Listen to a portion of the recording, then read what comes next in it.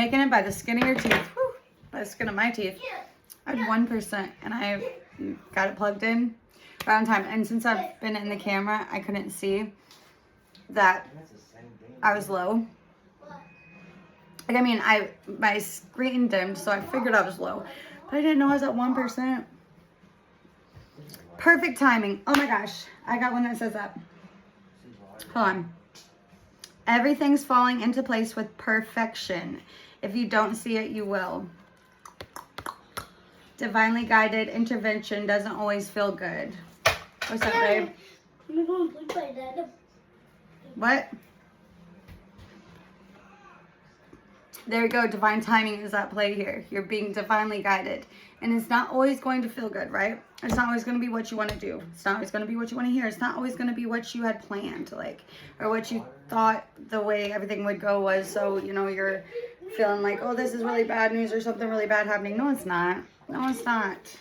Trust and believe that everything happening, even if it is scary or feels uncomfortable or doesn't feel like or seem like it's a good thing, it is going to be a good thing, right? Because it's leading you towards somebody with pure and good intentions. And that's what you are. You're somebody with pure and good intentions, right? There's going to be mixed emotions as something comes in very quickly, right? You're being seen in a warrior energy because you have literally carried and faced so many trials and tribulations and so many battles, so many, like, you've literally overcome and conquered so much. And I don't know if you really recognize that. Like, you have lived through and endured a lot of pain, and you have literally squashed every single one of them, even if it doesn't feel like you have, even if you feel like you're literally like crawling, or like, you know what I mean, army crawling out of the way, warrior energy on the ground. Like, you feel like you're beaten down to the ground, can't even get up and walk, can't take another match, can't do nothing, right? Can't even get off the battlefield. But you got it, right? Because you hold yourself to high standards. It may seem like you hold other people to high standards, but that's because you hold yourself to such a high standard. And you're somebody that others, if they don't already perceive you this way, they will.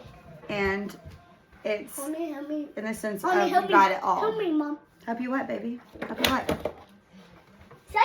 You got it all. Mentally, emotionally, physically, on every level. Spiritually, like, or this is this energy with pure attention that's coming in, and pure good intent is coming in.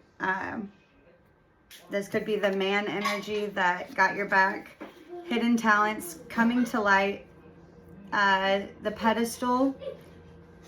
You deserve to be put on a pedestal and loved and, like, oh my God, like, so happy. You know what I mean? Like, admired and truly seen and, like, recognized for who and what you are, for what you do, what you bring to the table, for all your goodness and sweetness and, like, all the love that you have to give and all that you are. You deserve to be put on a pedestal and be treated like the anomaly, the beautiful being you are. Came in clutch, perfect timing.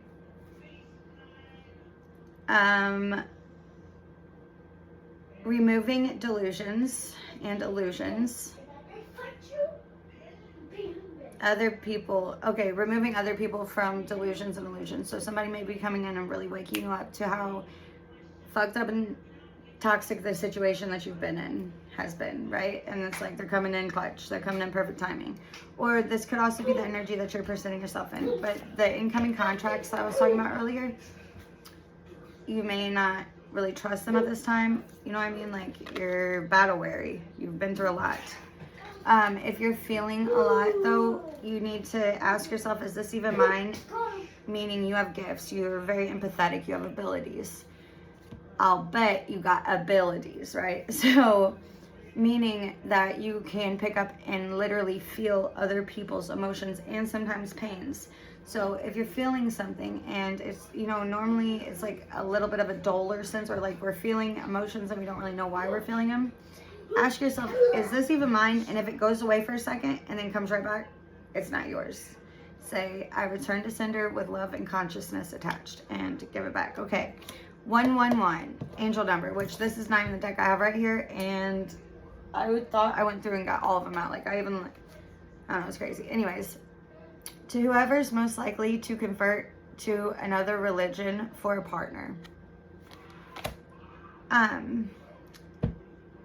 So that could mean, okay, so that's really like being willing to see from somebody else's point of view, to like, or like, really giving your all in a connection, and really investing in it, and wanting to show up and meet, and you know what I mean, like that's not really losing, you know what I mean, that's, but it is kind of like adjusting yourself to their standards. So I don't know. Anyways, manifestations, angel number 111. Your thoughts equal becoming reality. Keep positive mindset.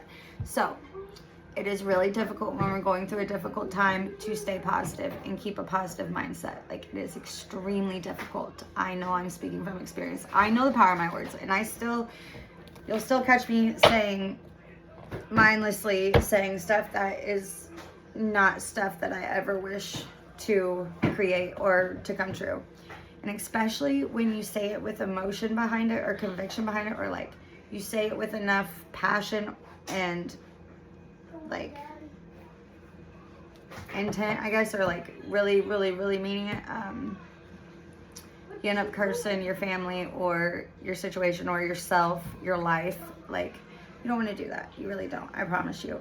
So only be thinking and speaking things that you want to happen, or that are of love and light, or like holiness of, or divinity. You know what I mean? You want to experience good things in your life and have them reflected back to you. Then you need to really become conscious of your thoughts and the stories you're telling yourself, and the thought patterns that you're having at this time, if they are serving you or if they are not. You know what I'm saying?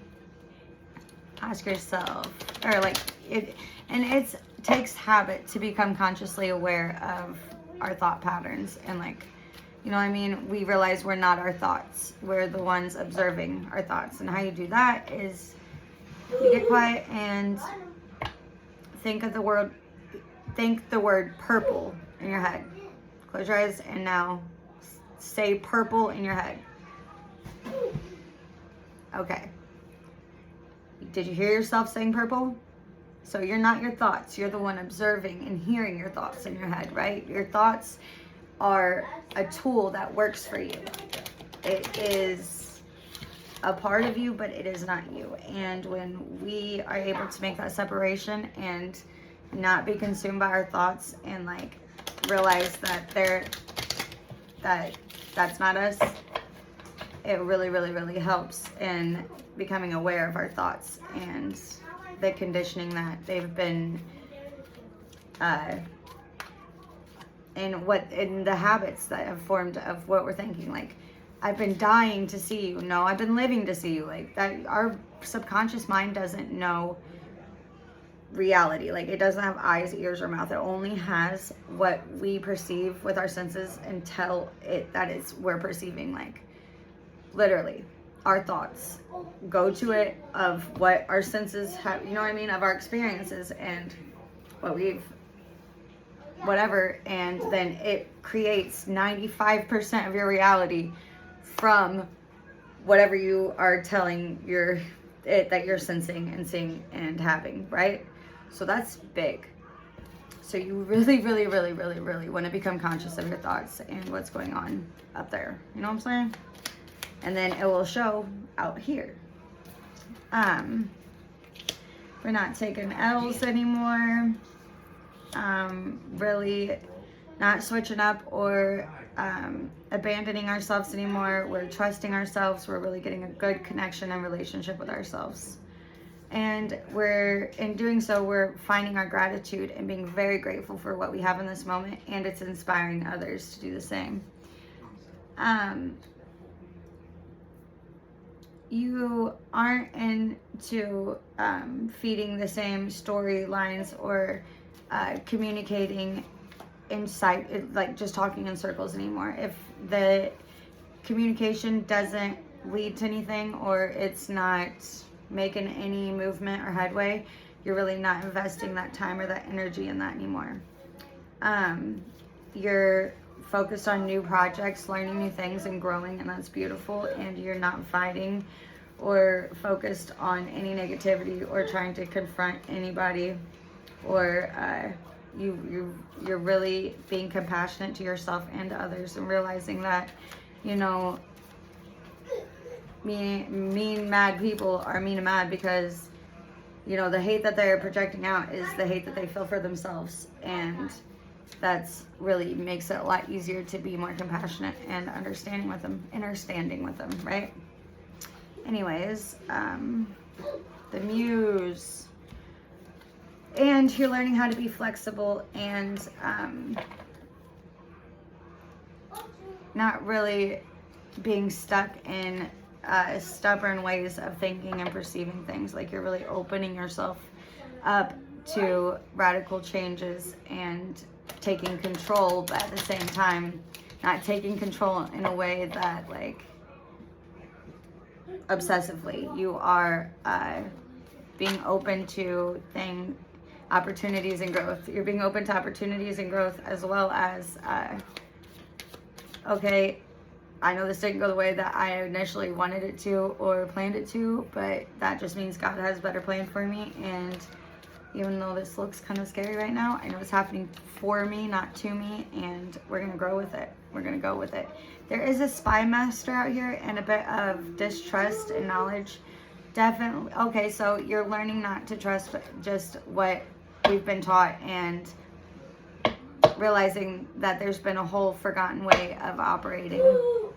The forgotten way of our child self that, like, we severed from, and finding that, you know, how we've been taught to handle relations and communication and emotions is not the way to go, and that we really want to stay intact with those sides of ourselves, and we're rebelling against that common way of society, or that's been taught to be, and we're really experimenting with how it is that we can use all this to work for us. And in doing so, it's like we're noticing the fine lines and details that were kind of smudged and smeared, or like we were told that they were like black and white, and it was never that. Yeah, there was no trust around the way that you expressed yourself, right? Or the way that you showed up and were able to authentically be yourself. It maybe wasn't accepted fully as a child, so you had to cut it off, and now you're learning how to get those parts, sail back to those parts of yourself, right? Anyways, I love you. I hope something I said helped, and that you're having a great day. Peace around the world for generations. You got this.